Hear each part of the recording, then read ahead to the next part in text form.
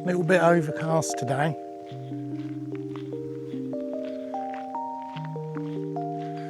But a nice weather for a hike.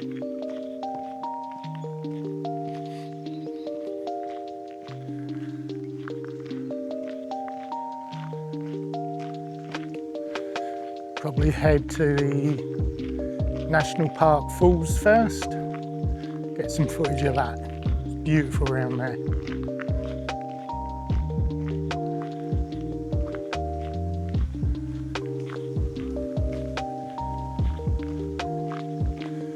I've come to this area a lot, mostly when I was gravel biking. I used to do a fair bit of gravel biking a couple of years back.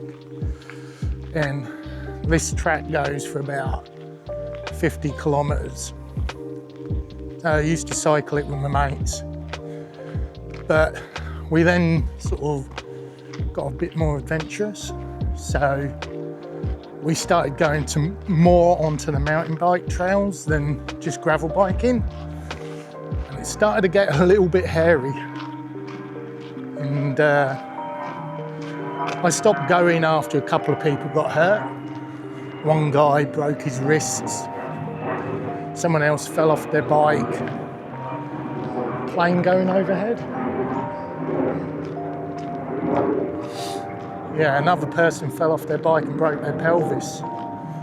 So, yeah, that wasn't good. It started to get more scary than being fun. So, yeah, I stopped going. Because especially in the winter, this area, if you look at the road, this gets really rutted. Gets washed out by the rain a lot. And they're hard to see often. And if you're doing like 30 or 40 kilometres an hour on a bike and you hit one of those ruts, you're off, you're straight off. And it's like riding on marbles, it's very slippery surface. Here we go.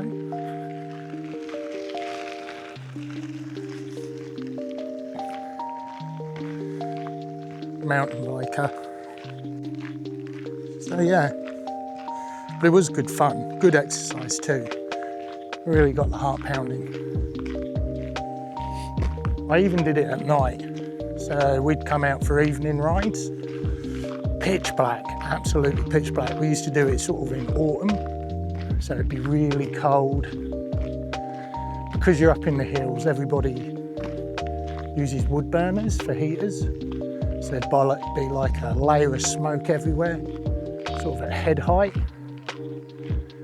And you couldn't see your hand in front of your face. So you're just relying on your lights.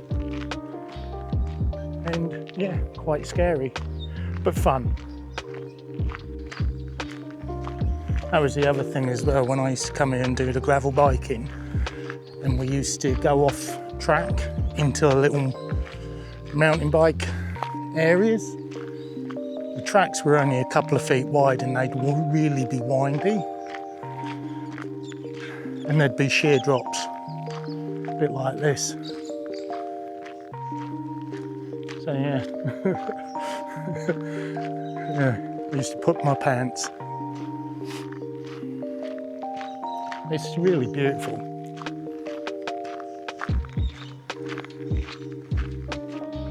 You imagine what this trail was cut in over 100 years ago. You imagine the manpower it took and the effort it took without heavy machinery to cut in a track like this. They must have blasted it with dynamite or something.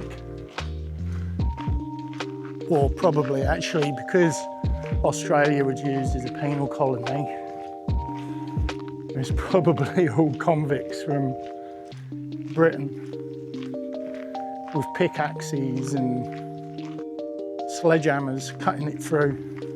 So yeah, I just thought, try something new,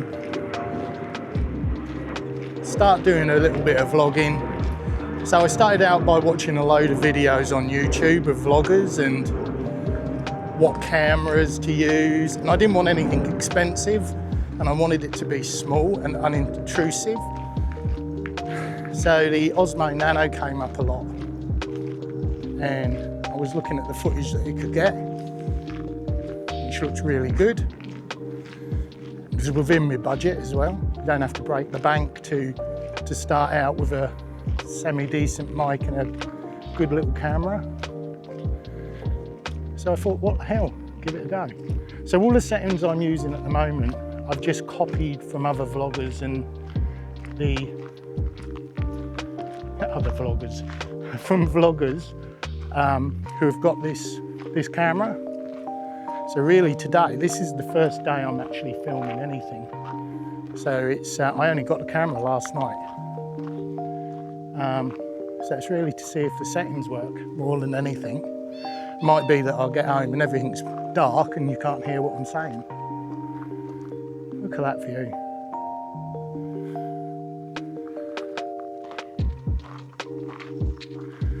I love Perth. You go from walks like this, you drive 40 minutes from here west and you're on the ocean. Well, not on the ocean, you're at the ocean. Yeah, phenomenal place. God, look at that. That's gorgeous.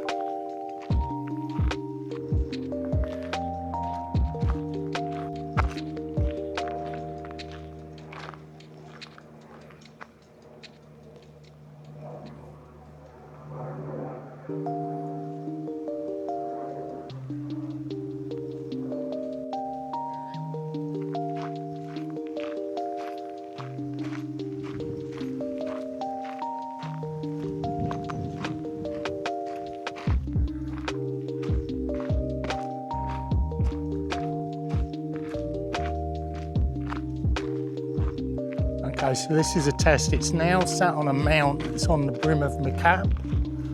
So would you call this point of view, I guess, because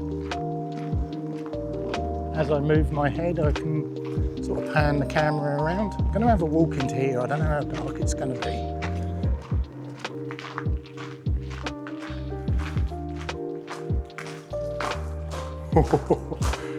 Echo, echo, echo. Wow. Can you see that? I don't know what that is. It's like a door. Oh, I ain't going in there. Maybe I should have bought a torch. I literally cannot see a thing other than the light at the end of the tunnel. So I think I might turn around. Next time I do it, I'm going to bring a torch and I'll do the walk.